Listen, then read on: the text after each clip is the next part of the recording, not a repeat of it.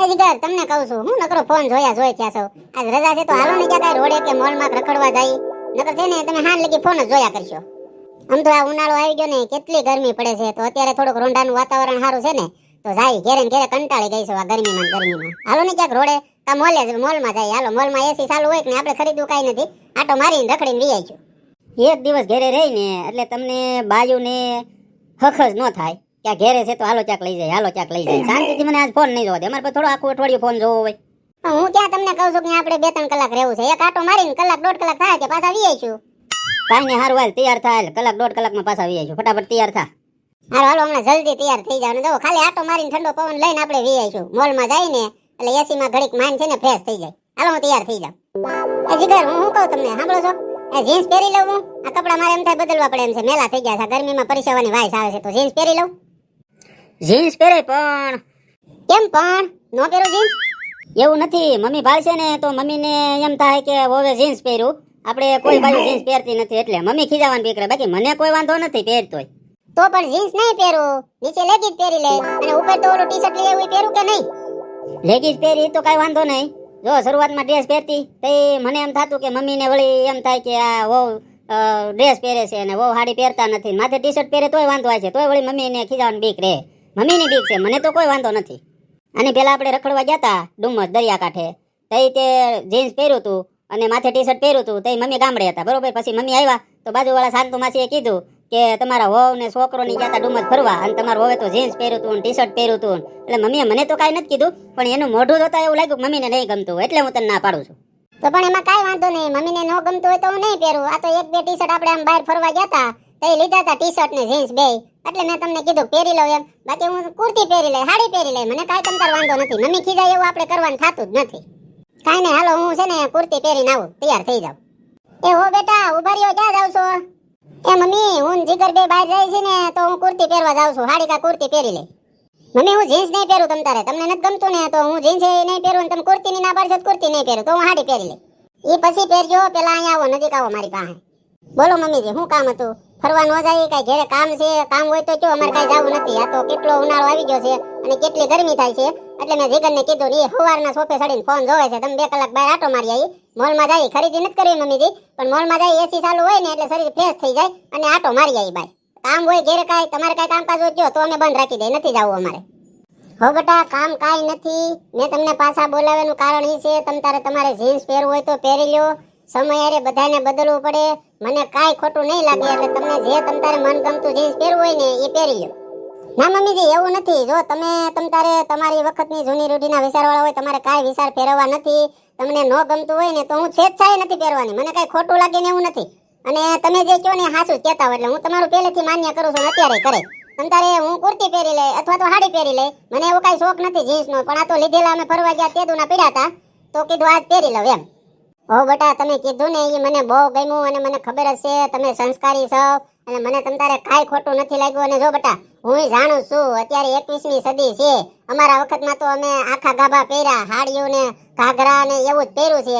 અમે તો ત્યાં અમારા વખતમાં નહોતું આવું કાંઈ એટલે અમે નથી પહેર્યું. અને તમારા વખતમાં છે તો તમે તમતારે મોજ કરી લો, જીન્સ પહેરી લો. અત્યારે સમય પ્રમાણે બધાને બદલાવવું જ પડે એટલે સમય હારે હાલવીને તો જ એકાબીજાને મજા આવે અને એકાબીજાને રહેવાની મજા આવે અને એકાબીજાના મન મળે. એટલે હું સમય અંતરે જ હાલું છું. તમતારે સ્વેચ્છાએ પહેરો, જીન્સ પહેરી લો, માથે ટી-શર્ટ પહેરી લો, મને કાંઈ ખોટું નહીં લાગે. એટલે મોજથી તમતારે પહેરો અને બે રખડિયાઓ જાવ. સાંભળ્યું ને જીગર, મને કાંઈ ખોટું નહીં લાગે. તું જીગુવાને કે જીન્સ પહેરી લે અને બે મોજથી રખડિયાઓ, મને કોઈ દી ખોટું જ નથી લાગ્યું. અને તમે બે સંસ્કારી છો એટલે મને ખોટું લાગવાની ક્યાં વાત જ રહી. તમે બે મારું માન્ય કરો છો, હું જે કહું ને એમ જ તમે કરો છો એટલે મને ખોટું લાગવાનો તો ક્યારેય પ્રશ્ન જ નથી આવતો. એટલે તું ખતેન કે જીગુવાને કે જીન્સ પહેરી લે, માથે ટી-શર્ટ પહેરી લે અને બે રખડિયાઓ જાવ. કાંઈ નહીં, જા જીન્સ પહેરી લે, ઉપર ટી-શર્ટ પહેરી લે, મમ્મી કહે છે એટલે પહેરી લે. મને તો આમ તો કોઈ વાંધો જ નહોતો પણ મમ્મી હારે હોય તો મમ્મીનું માન આપણે રાખવું પડે એટલે હું કહેતો હતો જા જીન્સ ને ટી-શર્ટ પહેરી લે અને ફટાફટ તૈયાર થા એટલે આપણે પાછા ઝડપથી ઘેરે વી આવી. મમ્મી એકલા હોય એટલે જાજો એને એકલું રહેવું નહીં. હાલો હમણાં 5 જ મિનિટમાં હું તૈયાર થઈ જાઉં છું, પછી આપણે કલાકમાં જ વી આવીશું, આપણે કલાકમાં રખડીને વી આવીશું.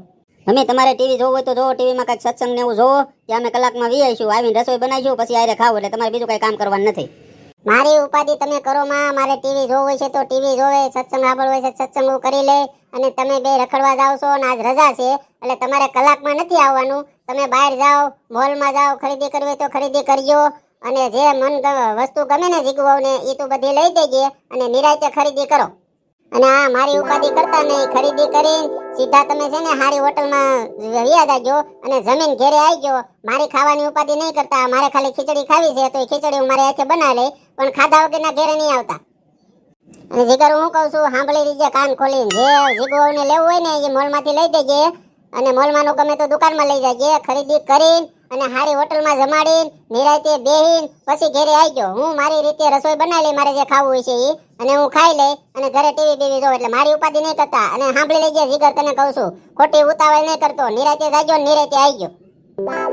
જાઓ જીગુ વહુ, તૈયાર થઈ જાવ અને નિરાંતે તૈયાર થઈને તમ તારે જાઓ અને નિરાંતે ખરીદી કરજો, નિરાંતે હારી હોટલમાં ખાજો.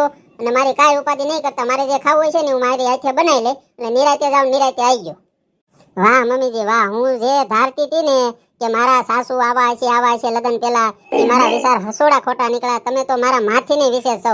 મારી મમ્મીએ એટલું ધ્યાન નથી રાખ્યું એટલું તમે ધ્યાન રાખો છો. જો બધી વહુને આવી સાસુ મળે ને તો એકેય ઘેરે ઝઘડા ન થાય, એ મને ખબર પડે. જીગુ બેટા, એ તમારી વાત સાચી છે, પણ હાવ ખાલી એકલા સાસુ હારા હોય ને એવું નથી.